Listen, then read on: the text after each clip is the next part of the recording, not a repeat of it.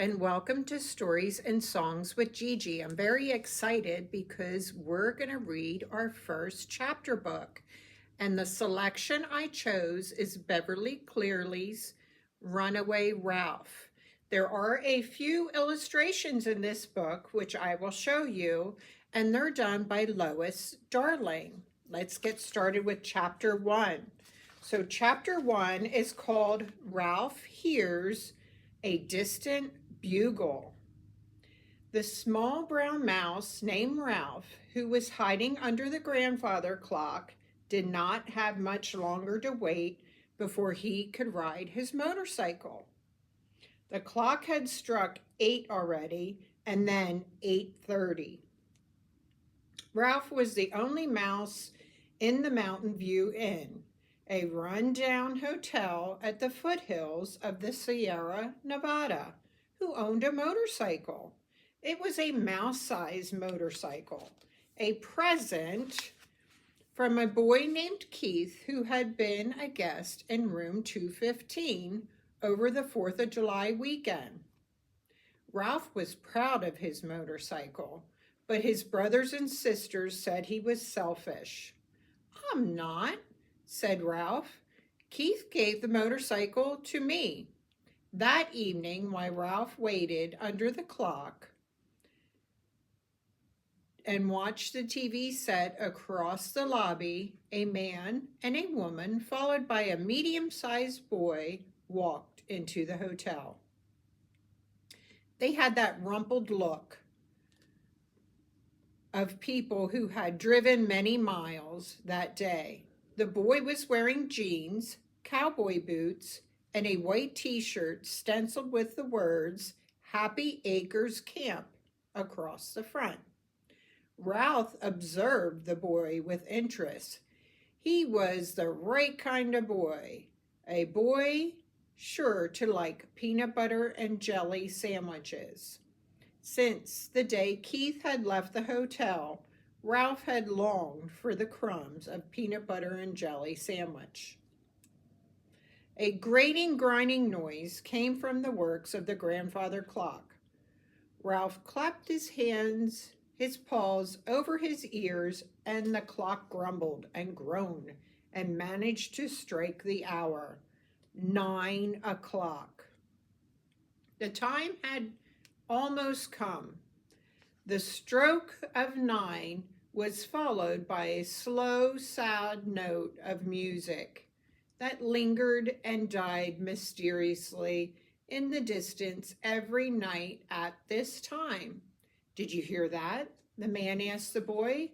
It was the bugle at the camp, playing taps. "So that's what music is," thought Ralph, who had puzzled over those notes all summer. When the boy did not answer, his mother said, "Come on, Garf, cheer up. You're going to have a lot of fun at camp." "Maybe," answered Garf, "but I doubt it." The father looked annoyed. "You don't have any fun if you take that attitude," he said, and went to the desk to inquire about the room with an extra cot for the night. Ralph could not understand the boy's behavior. He had often heard that other young guests wearing this same kind of white t-shirt speak of the place called camp, but unlike this boy, they always sounded eager and excited about going there. Ralph did not know exactly what camp was. But since medium-sized boys and girls went there, he thought it must be a place where people ate peanut butter and jelly sandwiches. The desk clerk summoned old Matt, the elderly bellboy and hotel handyman, to show the family to the room. As Matt picked up their suitcases and led the way to the elevator, he said to Gar, "Well, young fellow, what are you going to have for breakfast tomorrow? Apple pie or chocolate cake?" Matt, who was not always popular with the parents, was always liked by children.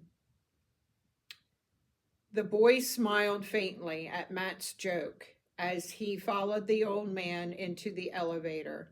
What that boy needs is a peanut butter and jelly sandwich, thought Ralph. When Matt returned to the lobby, Ralph watched him go out onto the hotel porch, where he stood a few minutes among the empty rockers for his nightly look at the stars before he retired for the night. The night clerk, a college student hired for the summer, came on duty and settled down on the couch to read a thick book. Ralph's time almost had come. Sure enough, the clerk read a few pages, then lay down on the couch with the book face down on his chest and closed his eyes. Ralph was free for the night.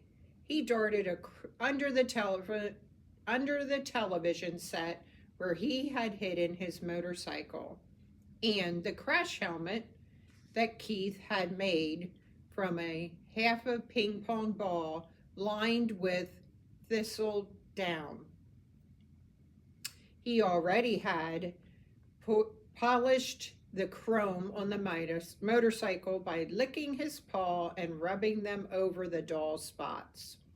Now he set his crash helmet on his head, snapped the rubber band under his chin to hold it in place, and taking care to keep his tail out of the spokes of the mount of the motorcycle. Next, he inhaled deeply and exhaled with a sound. The only sound will make a miniature motorcycle go, sped out from underneath the television set across the carpet. Ralph rode across the lobby and into the hall. Up and down the hall zoomed Ralph, and the joy of speed made up for the long hours of hiding in a dusty corners waiting for night to come. Up and down the hall rode Ralph until he was too tired to take another big breath. Then he parked the motorcycle in the shadowy corner and hung his crash helmet on the handlebars and flattened himself, slipped under the door into his favorite room in the inn. It was a stuffy room, never very lit, even in the daytime, and locked when the last person left for the night. So here is a picture of Ralph hiding. That's a good picture, huh? That's a really nice illustration.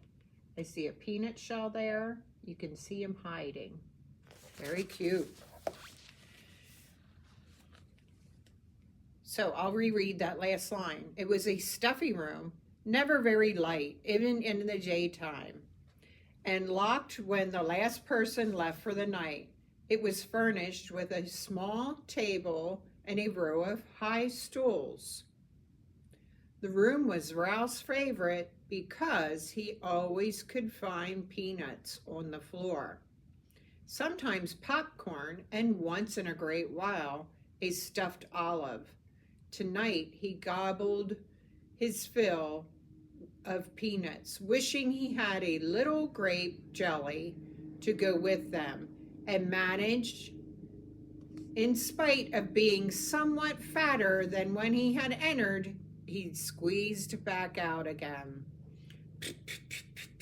Daredevil Ralph rode perilously close to the dangling hand of the night clerk sleeping on the couch before he tore the length of the hall. Ralph was exhilarated by the speed, the danger, and his own daring. Back to the lobby. As Ralph paused to take another deep breath, his sharp ears caught the approaching squeaks of his little brothers and sisters and cousins, who rarely ventured into the lobby because they were afraid of the stuffed deer heads on the walls and the stuffed owls on the mantelpiece and the stone fireplace. Drat! Swore Ralph softly to himself. Ralph was in the process of taking a deep breath so he could make a fast getaway when his mother and his Uncle Lester scurried from under the chair in front of him. Ralph's deep breath came out in a poof, and the motorcycle stopped. Ralph, said Uncle Lester, it is time we had a talk. Ralph did not answer. He did not want to talk. Neither did he want to listen. But he knew that he could not avoid his uncle's lecture. He only hoped it would end before the little mice managed to get her down the stairs. You can't go in the living room like that, said Uncle Lester. Running around the lobby, watching television all day, and tearing around on that motorcycle all night. Yes, agreed Ralph's mother, the most fearful mouse whose whiskers tremble constantly with fright. She was afraid of people, vacuum cleaners, owls, cats, traps, and poisoned grain. She quivered at the slightest sound. Ralph stared at the carpet. Look at you, said Uncle Lester. Lint all over your whiskers. Ralph brushed his whiskers with one paw.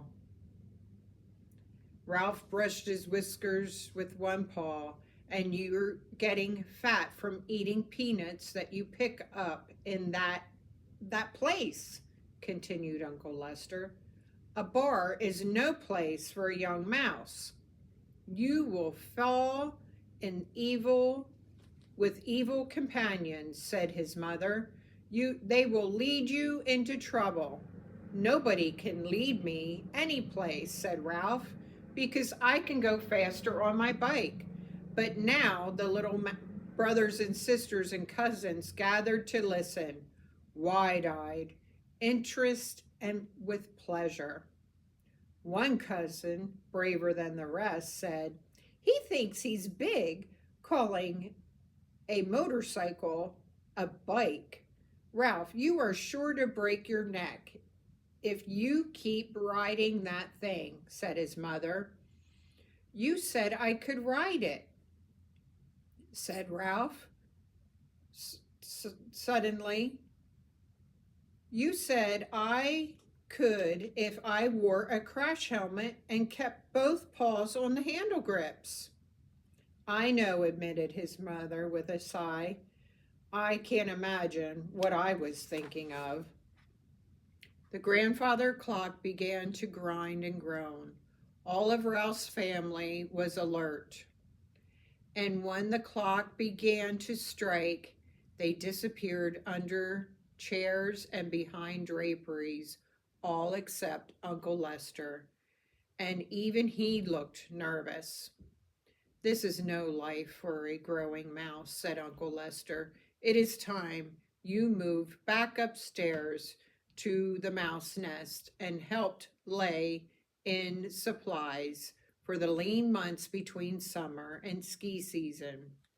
You know, nobody comes to this old hotel to spill crumbs as long as there is a vacant room in one of the new motels out on the highway. The clock finished striking midnight, and Ralph's relatives crept out of their hiding places. He won't, said one of the bigger little cousins. He won't because he's selfish. You keep it up. You keep out of this, said Ralph. He is. He's just plain selfish, squeaked his little brothers and sisters and cousins. The night clerk stirred in his sleep, and all the mice froze into silence, and to the sound of the snores came from the couch. All hotel mice know they are safe from someone who is snoring, the argument continued. He keeps everything for himself, complained a little brother. That's right, agreed another. He never gives any of us a ride on his motorcycle. Now, Ralph, said his mother, it wouldn't hurt you to give the little mice a ride once in a while. I thought you said the motorcycle riding was dangerous, Ralph reminded his mother. That's no way to talk to your mother, said Uncle Lester. You don't have to speed. You can push your younger relatives up and down the hall. Push them, squeaked Ralph in horror. Push little mice up and down the hallway on his beautiful motorcycle with its plastic seat and its pair of shiny chrome mufflers. What a shocking idea. A motorcycle was not a kiddie car. Now, Ralph, sharing your motorcycle won't hurt you one bit, said his mother. Don't look so sulky. Me first, shrilled the little mice, pushing and shoving. Ralph, get that look off your face. Uncle Lester looked so stern that Ralph knew that there was no way out. Even the girls, he asked. Of course, said his mother. Quiet, children, or you will wake up that night clerk.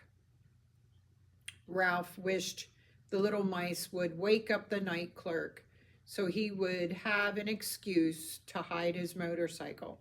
However, his young relatives, who were, in Ralph's opinion, a fearful bunch, were silenced, and there was nothing for Ralph to do but boost the nearest little one onto the seat of the motorcycle. Give me a crash helmet, demanded the passenger. What are you waiting for? Asked Uncle Lester. Let him wear it. Ralph removed the treasured helmet and placed it on the head of his small passenger and wheeled and awed the little mouse down the hall and back. More, demanded the passenger. You had your turn, Ralph spoke shortly as he looked with distaste as the young relatives scrambled all over one another in their eagerness to be next. There were so many of them. Pushing them up and down the hall would take him all night. Come on, he said crossly to his nearest cousin as he clapped the crash helmet over his head and boosted him on the plastic seat. Let's get this over with. Faster, demanded the cousin. I want to go faster. Be quiet, said Ralph.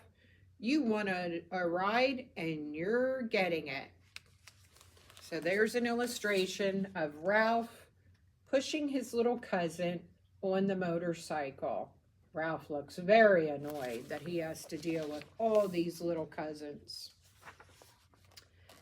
Ralph soon found that pushing the motorcycle along a bare floor at the edge of the hall was easier than pushing it through the carpet. Up and down the hall, he trudged with one little mouse after another, while he longed to be riding off into the kitchen where the linoleum made the best speedway in the hotel. Up and down the hallway plodded Ralph, with brothers, sisters, cousins. He grew more and more rebellious as the stars outside of the hotel grew dim above the pine trees. The motorcycle was his. It was given to him by a boy to ride, not to use as a kiddie car for a lot of wiggly, squirmy little mice. A motorcycle was not a toy. Why couldn't his mother and Uncle Lester understand? Because they were too old to understand. Too old and too timid, that was why. Ralph felt sorry for himself as he was beginning between two generations of mice.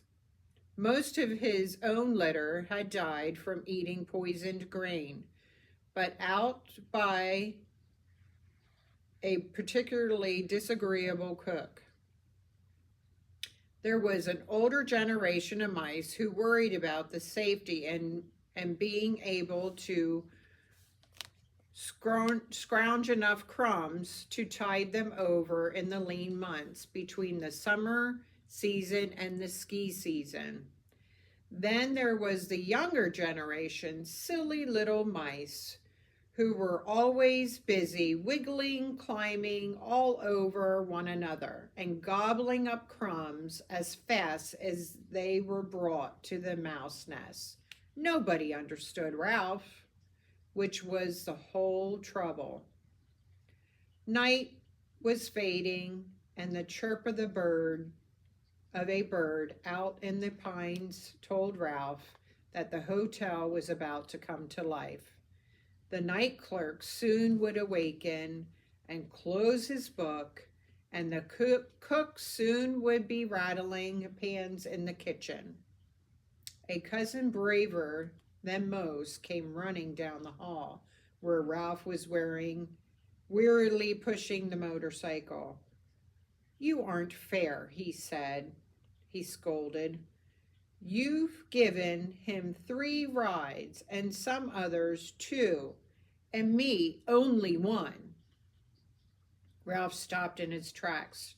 "Do you mean to stand there and tell me some of you have had more than 1 ride?" "Yes," was the answer, "and I'm going to tell Uncle Lester on you." "Then you really are going to catch it." Ralph was too angry to squeak. He snatched his helmet from the head of his passenger and tipped him off onto the floor and mounted his motorcycle while taking a deep breath. Ralph shot down the hall in the lobby. The first pale rays of morning sun filtered through the pines, which now were filled with joyous chirping birds. The night clerk stirred. All of the mice looked frightened and scuttled toward the stairs and safely to their nests of shredded Kleenex. The night clerk sat up, yawned, and stretched and scratched his chest, giving Ralph just enough time to garage his motorcycle in the dark corner under the television set before the last shadow of night faded from the old hotel. Ready for rest and filled with bitter thoughts, Ralph set his crash helmet on the dusty carpet and sat down with his back resting against the front wheel of his motorcycle. The grown-up mice should not make him use his beautiful motorcycle as a toy to amuse the squirmy, ungrateful little relatives who were growing up and soon would insist on riding it themselves. And Uncle Lester would insist that Ralph let him. Well, he wouldn't. Never again would he use his motorcycle as a toy. He did not care what Uncle Lester or anyone said. Ralph did not want to grow up to be a scrounging mouse like Uncle Lester. He did not want to settle down in a nest of shredded Kleenex behind the baseboard of the linen room. He wanted a life of speed and danger and excitement. He wanted to be free to do as he pleased and go and come and go when he pleased on his shiny red motorcycle. The clock struck 6, and in the distance he heard notes of a distant bugle. This time, lively notes that even seemed to summons the excitement and adventure And now that he knew where the notes came from, peanut butter and jelly sandwiches. Before the notes had died away, Ralph heard the laughter and shouts of medium sized boys and girls who must be about the age of Keith, the boy who had understood a mouse and who had given Ralph his motorcycle. The rousing notes of the bugle and the laughter and the shouting increased the feeling of the rebellion within Ralph. At the last strands of the bugle called hovered in the clear mountain air, Ralph made up his mind. He knew now that what he was going to do. He was going to run away. I guess that's where she got the title of the book, Runaway Ralph. So that was just chapter 1. So I will be adding chapter 2, which is called The Open Road. Thanks for tuning in and stay tuned for chapter 2. See you later.